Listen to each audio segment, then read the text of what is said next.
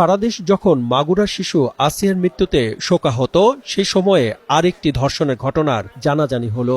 এবার ধর্ষণের শিকার হলেন 7 বছর বয়সী শিশু। সিরাজগঞ্জের রায়গঞ্জ উপজেলায় এক শিশুকে ধর্ষণের অভিযোগে থানায় মামলা দায়ের করা হয়েছে।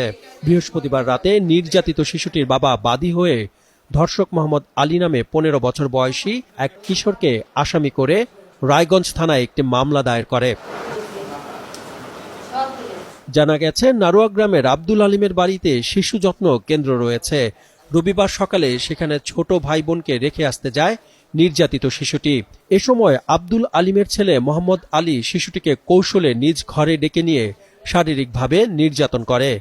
তখন শিশুটি অসুস্থ হয়ে পড়লে মাথায় পানি ঢেলে সুস্থ করে বাড়িতে পাঠিয়ে দেয়া হয়। বিকেলে অসুস্থ হলে শিশুটি শারীরিকভাবে নির্যাতনের বিষয়টি জানায়। পরদিন স্বজনরা তাকে সিরাজগঞ্জ শহরের একটি বেসরকারি হাসপাতালে নিয়ে চিকিৎসক দেখিয়ে ঔষধপত্র নিয়ে বাড়িতে যায়, কিন্তু তার অবস্থা ক্রমেই অবনতির দিকে যাওয়ায় বুধবার রাতে Shahid M Mansur Ali medical college হাসপাতালে ভর্তি করা হয়।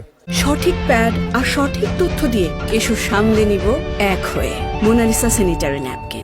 ঘটনা মানে যে রবিবারের দিন 9 তারিখে সকাল 10টার সময় আলিমের বাড়ি আসল স্কুলে যায়, আর ছোট ভাই নিয়ে গেলি পারে ওই মোহাম্মদ লিগে ওই বাচ্চা কলকে ডেকে নিয়ে দর্শন করছে। আমরা এরই উপযুক্ত বিশ্বাস চাই।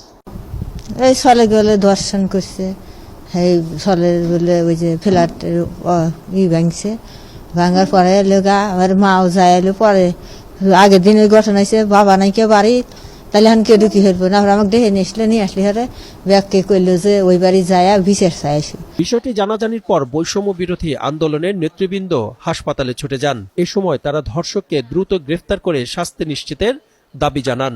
আজকে দেখতে পাচ্ছেন আমাদের সিরাজগঞ্জ রায়গঞ্জ থানার যে একটা ব্যাপারটা, ওইখান পর্যন্ত কিন্তু ভাইরাসটা চলে আসছে।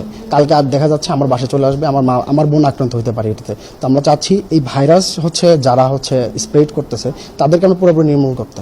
তারা যেন এই যারা পশুত্ব ভিতরে লালন করে এদেরকে যারা সাপোর্ট দেয়, এদের সকলকে আমরা আইনের আওতায় এনে একদম এদেরকে নির্মূল করতে। আমরা ফ্যামিলির সাথে যোগাযোগ করি, আমরা তাদের সাথে কথাবার্তা বলা হয়, তারা আমাদের সাথে আশ্বাস দিয়েছেন তারা আইনি প্রক্রিয়ায় আসবে এবং আমরা তাদেরকে আইনি প্রক্রিয়ায় যতদূর সম্ভব সাহায্য করব এবং ওনার পুরোপুরি ট্রিটমেন্ট সরকারিভাবে এবং প্রশাসনিকভাবে ওনার ফ্যামিলিকে একটা টাকাও পয়সাও খরচ করতে না হয় সেদিকে আমরা প্রথমে নজর রাখব।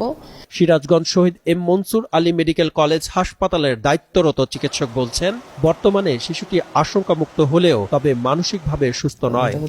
গতকাল রাতে ভর্তি হয়েছিল, রাত মিডনাইটের দিকে মনে হয়। রাতে তো আমরা ছিলাম না, রাতে ইমার্জেন্সি ভর্তি আসছিল। তো রাতে যে অবস্থা ছিল তখনকার থেকে ওর আজকের অবস্থা অনেকটা ইমপ্রুভড। মানসিকভাবে সে এখনো অনেকটা বিকারগ্রস্ত আর কি, আগের মতো আমরা যেভাবে স্বাভাবিক আছি এতটাও না। পুলিশ বলছে, শারীরিকভাবে নির্যাতনের ঘটনায় বৃহস্পতিবার রাতে শিশুটির বাবা বাদী হয়ে মামলা করায় অভিযুক্ত আসামিকে গ্রেফতারে অভিযান চলছে। মেয়ে আলপনা খাতুন, বয়স 7 বছর, গ্রামে একটা স্কুলে পড়তে গেছিল। ওইখানে ওই স্কুলের শিক্ষিকা ছেলে মোহাম্মদ আলী তাকে বাড়িতে একা পাইয়া দর্শন করছে। আলপনার বাবা মামলা রুজু হচ্ছে আর কি, আসামি গ্রেপ্তারের চেষ্টা করছে। এর আগে রবিবার সকালে রায়গঞ্জ উপজেলার পাঙ্গাসী ইউনিয়নের নারুয়া এলাকায় এই ধর্ষণের শারীরিকভাবে নির্যাতনের ঘটনা ঘটে। শিশুটি নারুয়া গ্রামের বাসিন্দা ও স্থানীয় সরকারি প্রাথমিক বিদ্যালয়ের 2য় শ্রেণীর ছাত্রী। অভিযুক্ত মোহাম্মদ আলী নারুয়া গ্রামের আব্দুল আলিমের ছেলে। রাব্বি হাসান হৃদয়ের তথ্য ও ভিডিও চিত্রে ডেস্ক রিপোর্ট, কালের কণ্ঠ।